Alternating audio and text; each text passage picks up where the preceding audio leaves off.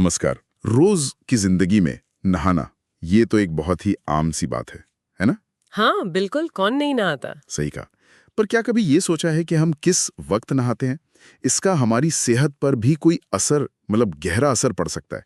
हाँ, ये बात शायद थोड़ी चौंकाने वाली लगे कई लोगों को। हाँ, इसीलिए आज हम इसी पर थोड़ी गहराई से बात करेंगे। हमारे पास जो जानकारी है वो नहाने का सही समय, सेहत और आयुर्वेद नाम के स्रोत से है। अच्छा। और हमारी कोशिश ये समझने की है कि भाई नहाने के सही समय के पीछे ये विज्ञान और आयुर्वेद ये दोनों क्या कहते हैं और ये जानना जरूरी क्यों है। तो शुरुआत कहाँ से करें? गलत समय से? हाँ, वहीं से करते हैं।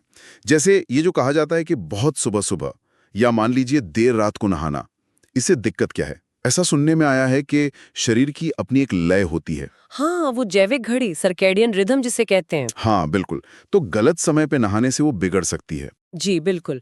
और जब ये अंदरूनी घड़ी, ये रिदम बिगड़ता है ना, तो उसके असर दिखते हैं शरीर पर। जैसे क्या असर? से जैसे एक तो शरीर की जो रोगों से लड़ने की ताकत है, हम्म। इम्यूनिटी, जी। वो कमजोर पड़ सकती है। ठंड लगने की शिकायत बढ़ सकती है। अच्छा। और कुछ मामलों में देखा गया है कि ब्लड प्रेशर, मतलब रक्तचाप, हम्म। वो भी गिर सकता है। ओ। हाँ, और ये जानना बहुत जरूरी है कि सुबह सुबह एकदम ठंडे पानी से नहाना, खासकर जो बुजुर्ग हैं या जिनका बीपी पहले से ही कम रहता है, हाँ, उनके लिए तो रिस्क हो सकता है। बिल्कुल, उनके लिए ये जोखिम भरा हो सकता है। ये सिर्फ ठंडे पानी की बात नहीं, बल्कि शरीर का तापमान अचानक बदलना और उस वक्त शरीर अंदर से कैसा है उसकी बात है। समझ गया। तो फिर अगर विज्ञान के हिसाब से देखें तो नहाने का सबसे बढ़िया वक्त कौन सा है? देखिए, जो जानकारी है उसके मुताबिक सुबह 7 से 9 बजे का जो समय है, सुबह 7 से 9। हाँ, जी। वो काफी अच्छा माना गया है। क्यों? ऐसा क्या खास है उस समय में?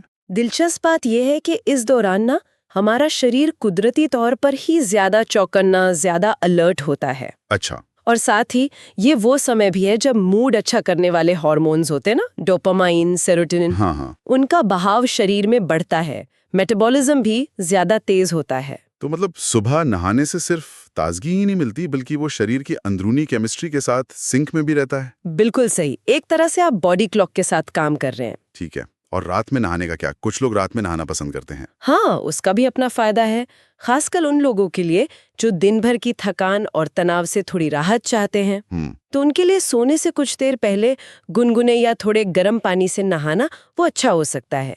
मांसपेशियां रिलैक्स होती हैं, नींद अच्छी आ सकती है। अच्छा, तो ये तो हुई विज्ञान वाली बात। हाँ, अब जरा आयुर्वेद का नजरिया भी देख लेते हैं। वो क्या कहता है इस बारे में? आयुर्वेद का नजरिया थोड़ा और विस्तृत है, पानी के तापमान और शरीर पर उसके इस्तेमाल को लेकर।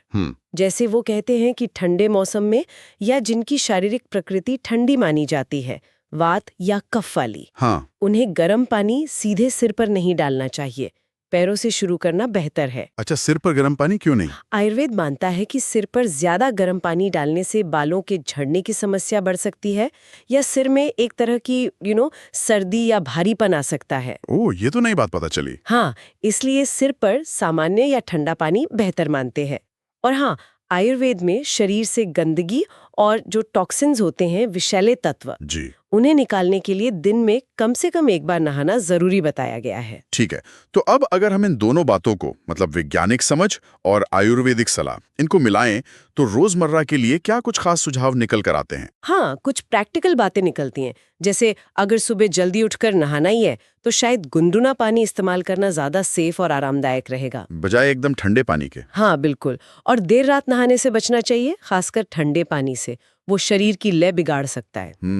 और मौसम का भी ध्यान रखना होगा। वो तो है ही, मौसम के हिसाब से पानी का तापमान चुनना ये तो कॉमन सेंस है। और एक और जरूरी बात, क्या? नहाने और खाने के बीच कम से कम आधे घंटे का गैप रखना चाहिए। हाँ, ये भी सुना है, कहते हैं पाचन पर असर पड़ता है। बिल्कुल। और जहां तक हो सके रोज नहाने का एक वक्त तय करने की कोशिश करें, एक रूटीन बनाने की।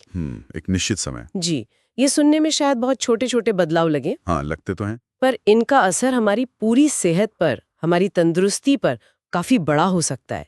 बात सिर्फ नहाने के समय की नहीं है, बात है शरीर की अपनी लय और उसकी जरूरतों का सम्मान करने की। यहाँ एक सोचने वाली बात और भी है चलते चलते। बताइए।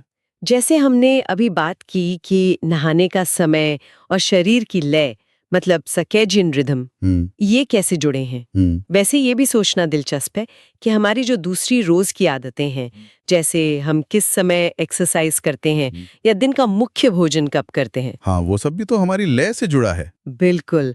तो वो आदतें हमारी इस अंदरूनी घड़ी के साथ कितना तालमेल बिठाती हैं या कहीं अनजाने में उसे डिस्टर्ब तो नहीं कर रही, ये अपने आप में एक और गहरी पड़ताल का विषय हो सकता है।